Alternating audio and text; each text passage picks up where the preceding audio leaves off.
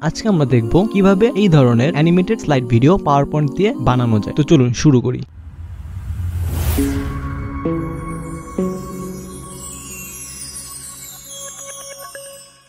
প্রথমেই PowerPoint open করুন এবং ইনসার্ট থেকে একটি সার্কেল শেপ নিন। এরপরে এই শেপের আউটলাইন উইথ 6 রাখুন। এরপরে শেপের আউটলাইনে এবং শেপটির মধ্যে পছন্দমতো দুটি কালার রাখুন। চেষ্টা করবেন আপনার পুরো ভিডিওটার জন্য একটা কালার থিম ব্যবহার করার, তাহলে ফাইনাল আউটপুটটা দেখতে অনেক সুন্দর লাগবে। যেমন এখানে আমি স্ক্রিনে দেখানো কালার টেমপ্লেটটি আমাদের পুরো প্রেজেন্টেশনের মধ্যে ব্যবহার করব। এরপরে শেপটির 3টি কপি তৈরি করুন। এরপরে 4টি শেপকে সিরিয়াল অনুযায়ী এক লাইনে রাখুন। এরপরে ইনসার্ট থেকে একটি লাইন শেপ নিন। এরপরে লাইনটি মাঝ বরাবর রাখুন। এরপরে লাইনটির আউটলাইন উইথ 6 রাখুন। এরপরে আমরা সার্কেলের আউটলাইনে যে কালারটা রেখেছি এই লাইনটির কালারও ওই কালারটি রাখুন। এরপরে ব্রিং ব্যাকে ক্লিক করে লাইনটিকে একদম পিছনে রাখুন। এরপর আমি ইনসার্ট থেকে আবারও একটি রেক্ট্যাঙ্গুলার শেপ নিব। এরপরে এটিকে আমার স্লাইডের 4 ভাগের 1 ভাগ জায়গা জুড়ে রাখবো এবং আউটলাইন নো ফিল রাখবো। এরপরে শেপটি সিলেক্ট থাকা অবস্থায় গ্রেডিয়েন্ট ফিল সিলেক্ট করুন। এরপরে শুধু এখানে গ্রেডিয়েন্টে 2টা কালার রাখুন। এরপরে শেপটির আরো 3টি কপি ক্রিয়েট করুন। এরপরে শেপগুলোকে পাশাপাশি সাজিয়ে রাখুন।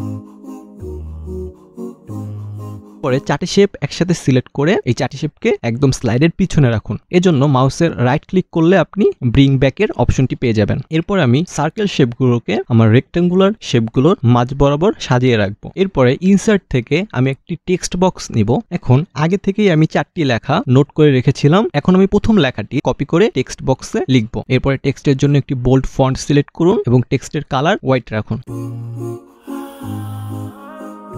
এভাবে প্রত্যেকটা সার্কেলের মাঝখানে প্রত্যেক লাইন লেখার প্রথম ওয়ার্ডটি লিখে রাখুন।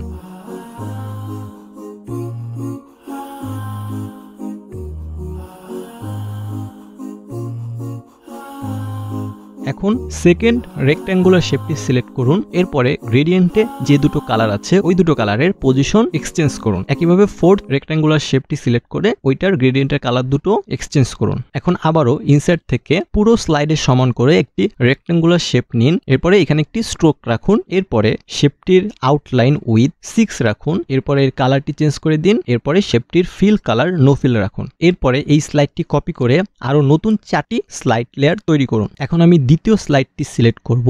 এরপরে প্রথম সার্কেল শেপটির সাইজ বড় করে দেব। এরপরে আমি তৃতীয় স্লাইডটি সিলেক্ট করব এবং দ্বিতীয় সার্কেল শেপটি বড় করে দেব। একইভাবে আমি চতুর্থ স্লাইডটি থেকে তৃতীয় সার্কেল শেপটির সাইজ বড় করব এবং পঞ্চম স্লাইডটি থেকে চতুর্থ সার্কেল শেপটির সাইজ বড় করে দিব। এখন আমি আবারও দ্বিতীয় স্লাইডে ফিরে আসব। এখান থেকে আমি বড় সার্কেলটির ফিল কালার আউটলাইন কালারের সাথে ম্যাচ করে রাখবো। একইভাবে বাকি স্লাইডগুলো থেকে বড় সার্কেলগুলোর কালার আমি আউটলাইনের কালারের সাথে ম্যাচ করে রাখবো।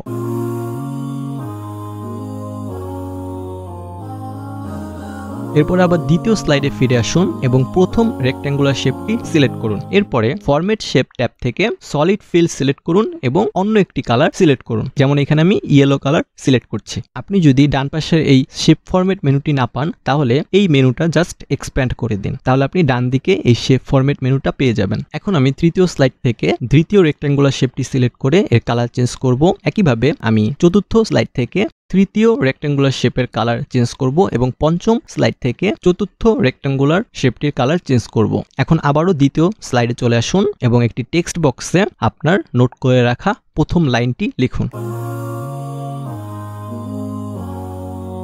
একইভাবে তৃতীয় স্লাইডে দ্বিতীয় লাইনটি, চতুর্থ স্লাইডে তৃতীয় লাইনটি এবং পঞ্চম স্লাইডে চতুর্থ লাইনটি লিখুন।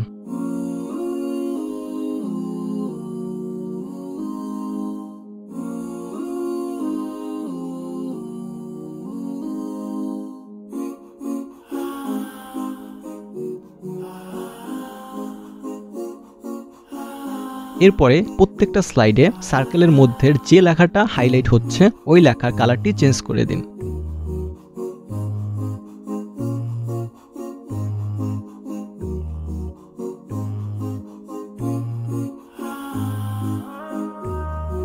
এরপরে প্রথম স্লাইডের 4টি কপি তৈরি করুন। এরপরে যেসব স্লাইডে লেখাগুলো হাইলাইট হয়েছে ওই স্লাইডগুলোর নিচে একটি করে কপি রাখুন।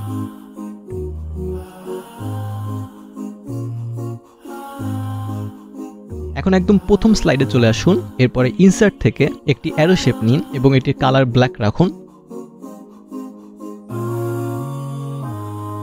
এইখানে শেপটিকে স্লাইডের বাইরে রাখুন। এরপরে দ্বিতীয় স্লাইডে চলে যান এবং শেপটিকে প্রথম রেক্ট্যাঙ্গুলার শেপের মাঝখানে নিয়ে আসুন। এরপরে পরবর্তী স্লাইডে চলে যান এবং পূর্ববর্তী স্লাইড থেকে শেপটি কপি করে এই স্লাইডে রাখুন। এরপরে আবারও পরবর্তী স্লাইডে চলে যান, শেপটিকে আবার কপি করে আনুন এবং এইখানে শেপটিকে পরবর্তী রেক্ট্যাঙ্গুলার শেপের উপর রাখুন। এরপরে আবারও পরবর্তী স্লাইডে চলে যান এবং পূর্ববর্তী স্লাইডে থাকা শেপটি আবার কপি করে এই স্লাইডের উপর ওই পজিশনেই রাখুন।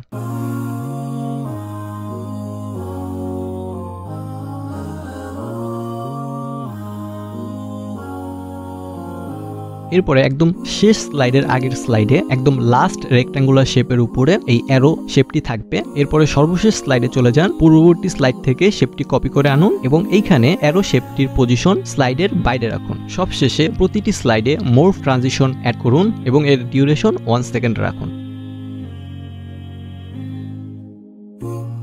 তাহলে আমাদের প্রেজেন্টেশন রেডি। সবশেষে আমি যদি আপনাকে স্লাইড শো এর প্রিভিউ দেখাই তাহলে আমাদের প্রেজেন্টেশনটি দেখতে এরকম লাগবে।